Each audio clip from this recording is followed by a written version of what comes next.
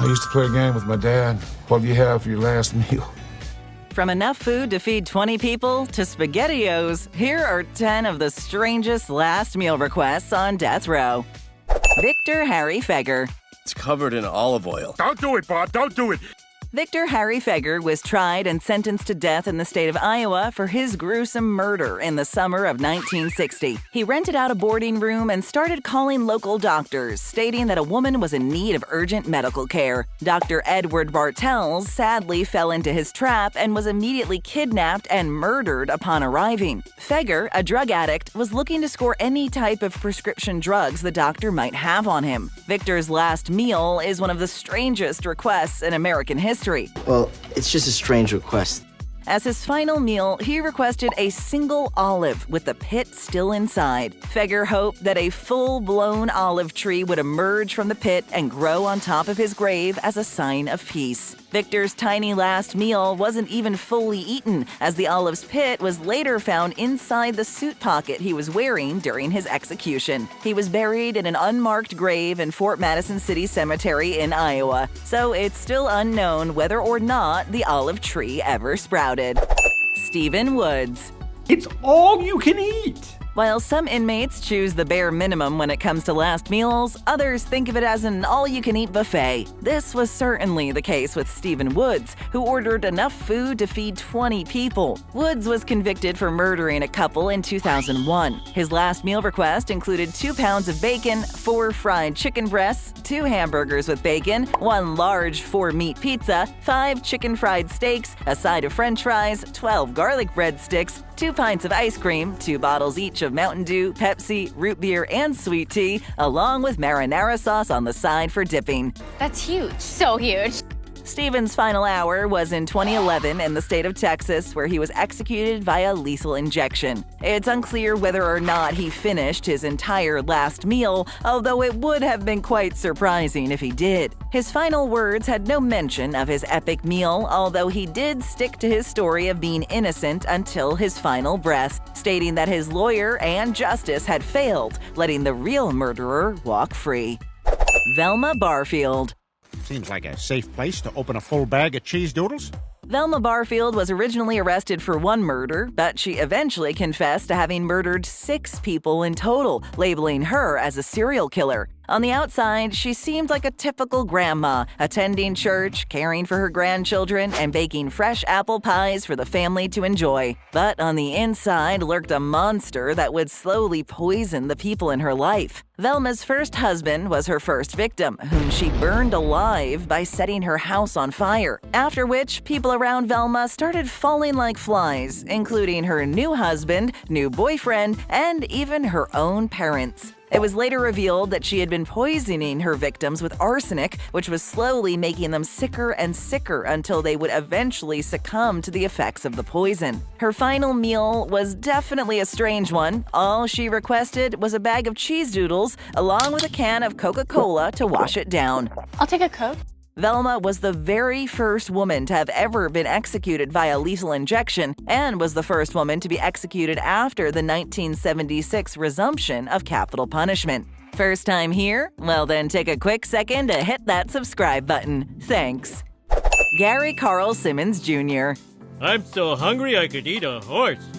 When it comes to massive last meal requests, Gary Carl Simmons Jr. finds himself among the top in this category. Simmons requested a feast that would have him spending his final hours fully stuffed. His last meal included a medium-sized Pizza Hut Super Supreme deep dish pizza with extra mushrooms, garlic, jalapenos, pepperoni, and Italian sausage. He also received a second pizza with 3 kinds of cheese, olives, bell peppers, tomatoes, garlic, and Italian sausage. Gary also enjoyed 10 8-ounce packs of Parmesan cheese, 10 8-ounce packs of ranch dressing, an 8-ounce bag of jalapeno cheese, 4 ounces of sliced jalapenos, a family-size bag of Doritos, 2 large strawberry milkshakes, 2 20-ounce cherry Cokes, 2 pints of strawberry ice cream, and a super-sized portion of McDonald's fries. The French fries are pretty good.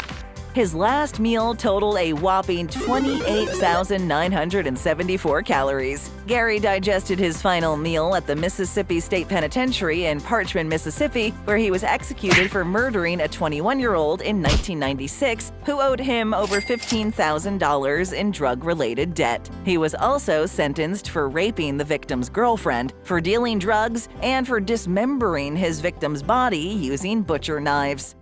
Thomas J. Grasso. How intelligent do you have to be to take a food order?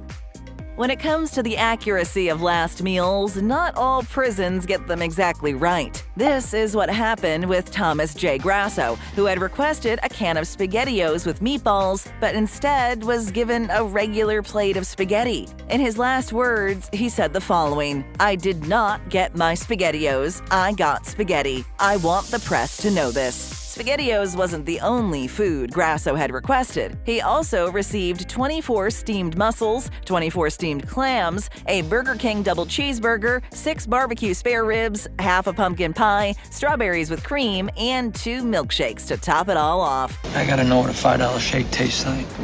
Thomas was convicted for murdering 2 elderly people, starting with Hilda Johnson, an 87-year-old woman that he strangled to death with Christmas lights. After committing this crime, he stole $8 from her purse and $4 in change. He also took her television set, which he sold for a little over $100. He murdered an 81-year-old man 1 year later so he could steal his Social Security check. Thomas Grasso was sentenced to 20 years in prison in 1992, but later pleaded guilty for the second murder, which put him on death row. He was executed for his gruesome murders in Oklahoma in March of 1995.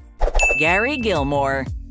Gary Gilmore was executed in January of 1977 following his arrest in 1976 for having killed 2 men in Utah. Gilmore was a known criminal, with his first arrest occurring at age 14 for running a car theft ring. He gained a seat on death row after he murdered a gas station employee in cold blood. The very next evening, he committed a second murder, shooting a motel manager and then robbing him. Both victims were husbands and had children. They were ordered to lie on the ground and were then shot. Gary accidentally shot himself in the hand during his second murder and left a trail of blood behind, which helped local authorities catch him. His last meal consisted of 1 hamburger, hard-boiled eggs, and a baked potato. While the food itself isn't very strange, it's the beverages that seem a little odd. He also requested several cups of coffee and 3 shooters of Jack Daniel's whiskey.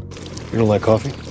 Gilmore's execution was the first execution to take place in the United States in nearly 10 years due to the changes in death row laws in 1976. Gary was turned into the police by his ex-girlfriend, and when given the choice between hanging or firing squad, he opted for death by firing squad. Robert Dale Conklin. Hi, welcome to McDonald's. May I take your order? Some inmates like to get very specific when it comes to the food included in their last meals. Robert Dale Conklin is certainly one of those inmates who had incredibly detailed requests for his final feast. Executed in Georgia in 2005, his last meal included filet mignon wrapped in bacon, deveined shrimp in garlic butter, and a baked potato covered with butter, sour cream, chives, and real bacon bits. He also asked for corn on the cob, asparagus with hollandaise sauce, French bread with butter, cantaloupe, apple pie, vanilla bean ice cream, and a single iced tea. Who wants ice cream? Ice cream.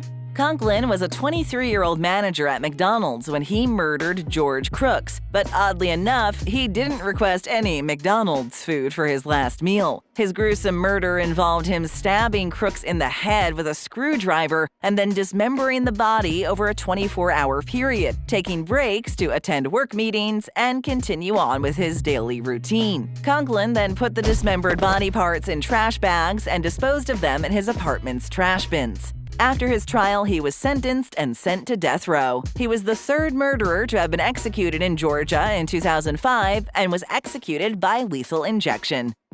Robert Alton Harris. Enjoy your last meal. Robert Alton Harris was sent to death row in 1981, but due to some legal wranglings, his death sentence was revoked in 1982. A trip to death row was later restored to his sentence in 1990, and he was ultimately executed in 1992 by lethal gas at San Quentin Prison. His execution was the first one to happen in the state of California in 25 years. Only 12 other people have been executed in California since then, with the last one being in January 2006. For his last meal, Harris requested a 21-piece of fried chicken from KFC, 2 large Domino's pizzas, ice cream, a bag of jelly beans, a pack of Pepsi, and a new pack of Camel cigarettes. Harris found himself on death row after killing 2 16-year-old boys. He and his brother were planning a bank robbery and killed 2 teenagers while stealing their car to use for the getaway. They proceeded to rob the San Diego Trust and Savings Bank of about $2,000 and fled with the victim's car. They were arrested less than an hour after the robbery took place. In a sad twist, one of the arresting officers was the father of one of the teenage boys that Harris had killed. The father had no idea what had happened to his son at that moment and only learned of his death later on during the day. Philip Workman. You want to donate to my foundation. In 2007, Philip Workman grew a conscience when it came time to choose his last meal. Refusing any meal for himself, he requested that the prison donate a vegetarian pizza to a homeless person in Nashville. The prison rejected his request and never proceeded with the donation. Philip never received any last meal either and went on to be executed on an empty stomach. However, his request encouraged several people and charities to make pizza donations to the homeless to make up for the prison's lack of charity. Pizza donations were being received from all over the country by people wanting to make good on Philip's last meal request, which was denied. Although not all donations were vegetarian pizzas, they still helped Philip's request become a reality. He was arrested in 1981 after the robbery of a local Wendy's restaurant turned bad, resulting in the death of a police officer. Philip shot the officer while fleeing through the parking lot, but was quickly caught and went to trial in 1982, where he was sentenced to death by a jury. Workman was 28 years old at the time of the crime and had a wife and an 8-year-old daughter. He was also said to have been heavily addicted to cocaine. Tight, yeah! Which apparently was the reason he was robbing a Wendy's in the first place. Odell Barnes. What do we want? Justice! When do we want it? Now!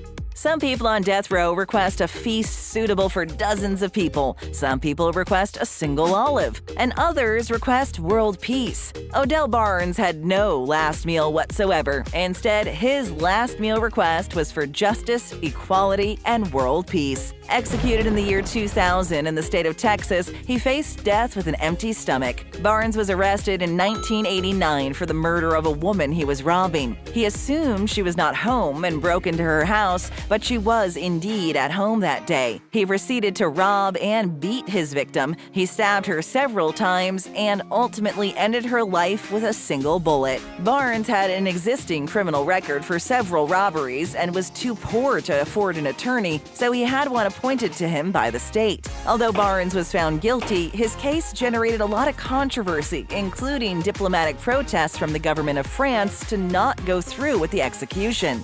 Objection! Unhealthy! However, these protests were unsuccessful and Odell Barnes was executed in March 2000. While his last meal may not have been very filling, a few words of peace and hope may have been a sign of remorse.